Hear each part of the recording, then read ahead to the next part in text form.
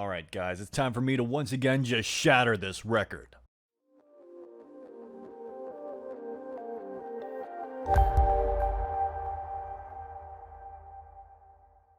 Hey guys, and welcome to my channel, Time Has Been a Window. Now nearly every year I try to break my world record reaction time. Last year hitting 117 millisecond average reaction time. Now usually I do this at the beginning of the year, but I've had a pretty complicated year, going into atrial flutter and ventricular tachycardia at the same time. Honestly, I'm just surprised I'm not dead from all that. So I hadn't really planned on doing any reaction time tests. That is until one night I got bored and was like, you know what, maybe I'll give it a try. Let's just see what I can do tonight. Little did I know what was about to happen. Now for those of you who have no idea who I am, I'm an ex-Counter-Strike pro known for my reaction time and mid-picks on DDoS 2. Who am I kidding? No one remembers any of that. That was all the way back in Counter-Strike Source. Nowadays, I'm pretty much known for all of the Overwatch videos I put out because I really hate cheaters. But also my reaction time videos because, to be completely honest, I am pretty fast. And no, this isn't just ego talking, I can hit sub 120s pretty easily, which is incredibly fast, especially when you match it up to other pro Counter-Strike players. For example, here is Simple doing a reaction time test. Yes, he's hitting somewhere around 190 milliseconds, but his fastest click is 160, and he could probably get that as a consistent number if he just practiced. Next up we have Tens, and as you can see he's got a little bit faster reaction time than Simple. He even hits a 128 at one point, but his average seems to be around 150. Still though, I wouldn't be surprised if he really grinded and tried to get his best possible reaction time if it wasn't somewhere in the high 120s. But we'll be revisiting more pro Counter-Strike and Valorant players a little bit later. But for now I want to talk about the testing process. As of right now, it really seems like human benchmark has become the standard. That's probably because of its accessibility, even though it isn't technically the best way to test your reaction time. This is because it doesn't really penalize you for misclicks. This means if you accidentally click or pre-fire and the color hasn't changed, you will just get a little message letting you know that it's not time to click yet. In contrast, we used to use a reaction time test from fetchfido.com, which you actually got penalized for misclicks. I was going to show it off, but sadly I wasn't able to get it to work here, so here's an old video of me doing a reaction time test on it. Now keep in mind this was a pretty casual run through from back in 2016 when I was using a Razer crate. But still, you can see my startle reaction time is about 119, 118 with it. Now on the night while doing this, I didn't really do many run-throughs and I just kind of got the one reaction time test and posted it to talk about it. Now had I misclicked or clicked early, it would have given me a 1-second error, which meant that if you did misclick, there was no chance you were going to be able to break the world record.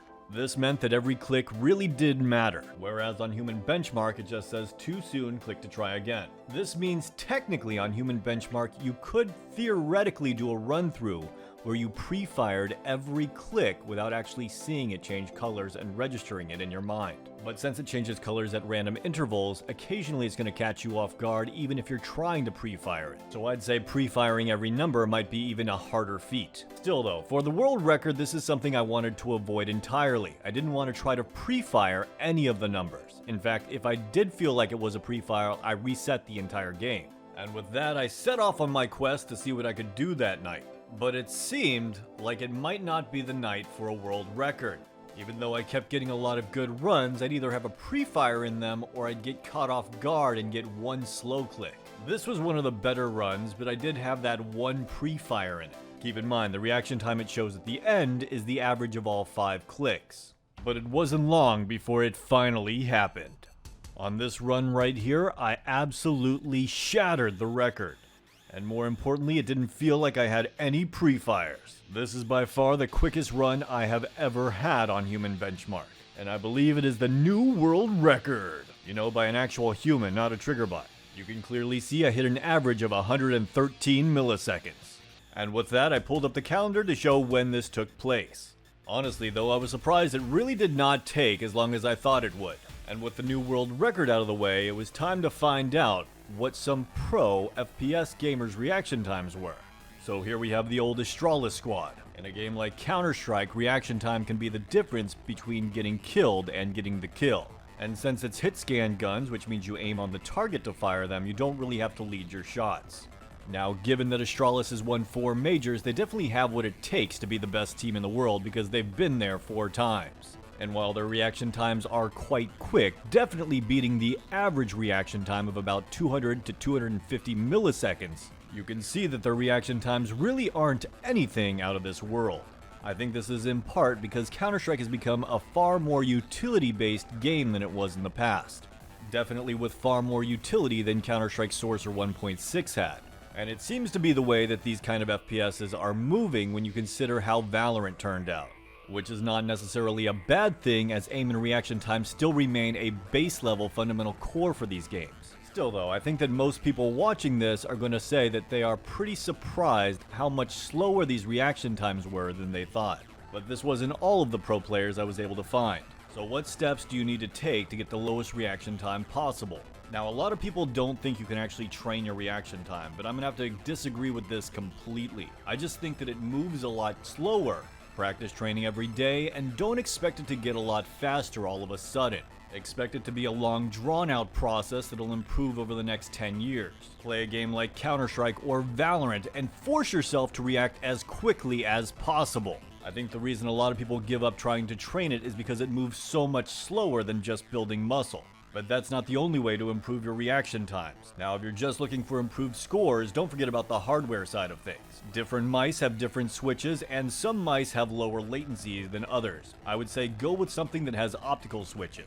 And don't forget your monitor. I'm using a 360 Hz monitor that I use to test latencies. But I hear that Chrome only runs at 240 FPS, so I'm not really sure that there's a reason to go past that. And then of course there's age. At this point I am 37 years old. I've been playing Counter-Strike since I was 15. Now I have read medical documentation that says your reaction time starts to slow at the age of 30. Looking back at my results, I haven't really noticed this. But you gotta realize, when I first started playing Counter-Strike and testing my reaction time, I had a mouse called a wheel mouse optical that had 30 milliseconds of latency.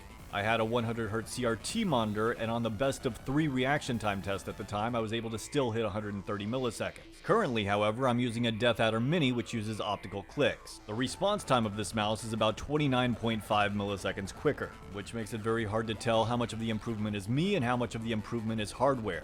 Now luckily, over the last 3 years, hardware hasn't changed too much, and because of that, I still have noticed a slight improvement in reaction time, making me believe that you can still continue to train your reaction time.